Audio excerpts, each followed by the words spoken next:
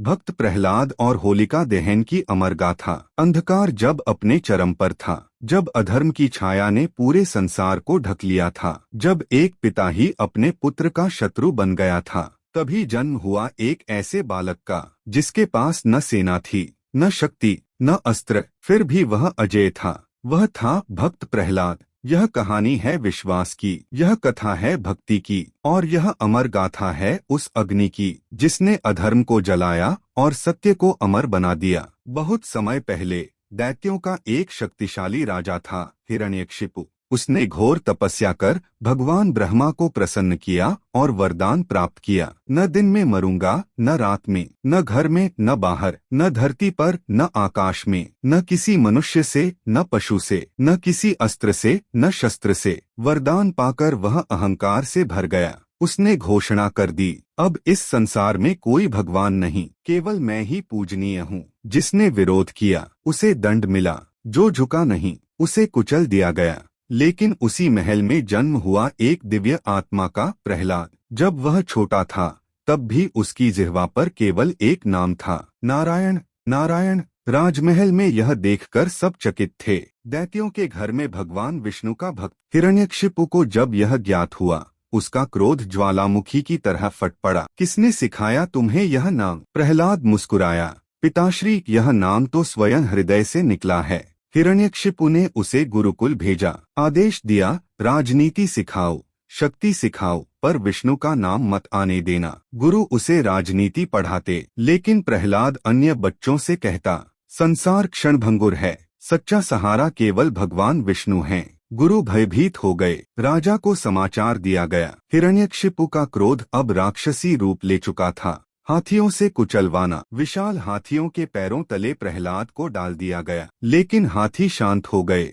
विषैले सर्प छोड़े गए, पर वे उसके चरणों में लिपटकर शांत हो गए। पर्वत से गिराना। उसे ऊंचे पर्वत से धक्का दिया गया, पर हवा ने उसे थाम लिया। विष का प्याला, उसे विष दिया गया। प्रहलाद ने नारायण कहकर पी लिया और वह अमृत बन गया। हर बार वह बच गया, हर बार उसका विश्वास और दृढ़ हो गया। अब हिरण्यकशिपु ने अपनी बहन होलिका को बुलाया। होलिका को वरदान था, वह अग्नि में नहीं जल सकती। योजना बनी, प्रहलाद को गोद में लेकर अग्नि में बैठो। रात आई, आसमान में भय था, प्रजा रो रही थी, प्रहलाद शांत था। नारायण नारायण। होलिका अग्नि में बैठी, लपटें उठीं, धधकती ज्वाला ने आकाश छू लिया, और फिर एक चमत्कार हुआ। होलिका जलने लगी, प्रहलाद सुरक्षित रहा। अग्नि ने सत्य को बचा लिया और अहंकार को भस्म कर दिया। अब हिरण्यकशिपु पागल हो चुका था। उसने प्रहलाद से पूछा, कहाँ है तेरा भगवान? प्रहलाद ने शांत स्वर में कहा, वह हर जगह है। राजा ने खंभे की ओर इशारा किया, क्या इसमें भी? हाँ पिताश्री। हिरण्यकशिपु ने गदा से खंभा तोड़ा, और तभी खंभे से गूंज उठी भयानक गर्जना। स्तंभ से प्रकट हुए आधे सिंह आधे मानव भगवान नरसिंह। संध्या का समय था, न दिन न रात। राजमहल का द्वार, न अंदर न बाहर। उन्होंने हिरण्यकशिपु को अपनी जंघा पर रखा। न धरती न आकाश, न अस्त्र न शस्त्र, केवल नखों से उसका अंत किया। वरदान टूट चुका था, अहंकार हार चुका था, सत्य जीत चुका था। प्रहलाद फोल्डेड हैंड्स खड़ा था।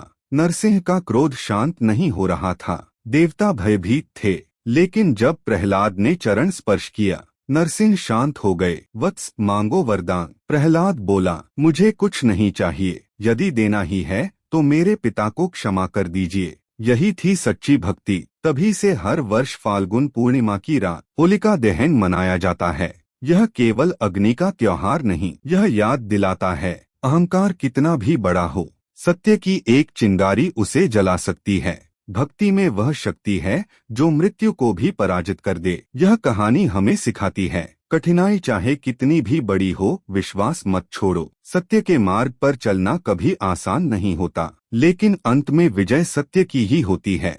जब भी जीवन में अंधेरा लगे, जब लगे कि चारों ओर अन्याय है, जब अपने ही विरोध में खड़े हों, तो याद करना उस छोटे से बालक को जिसने केवल एक नाम से सारी दुनिया को जीत लिया, नारायण। यही है भक्त प्रहलाद और होलिका दहन की अमर गाथा। एक पिता का अहंकार, एक बच्चे की अटूट भक्ति, और अग्नि की वह ज्वाला जिसने इतिहास बदल दिया। जब पूरी दुनिया उसके खिलाफ खड़ी थी, तब भी एक छोटा सा बालक कह रहा था, नारायण नारायण। और फिर अग्नि में जली बुराई, भक्ति रही अमर। अगर इस कहानी ने आपकी आत्मा को छुआ है तो अभी लाइक करें, शेयर करें और कमेंट में लिखें सत्य की विजय। ऐसी ही दिव्य कथाएं देखने के लिए सब्सक्राइब जरूर करें, क्योंकि अगली गाथा शायद आपकी आस्था को और भी गहरा कर दे।